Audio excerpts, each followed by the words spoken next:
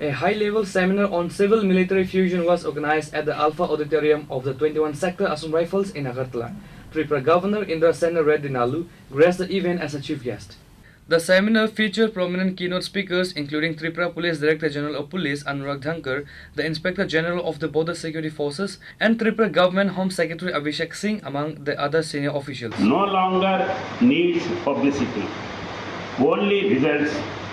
Executed with a split-second precision, Indian Air Force crossed the line of control and systematically dismantled multiple terrorist launch pads, inflicting heavy casualties while suffering zero losses of their own.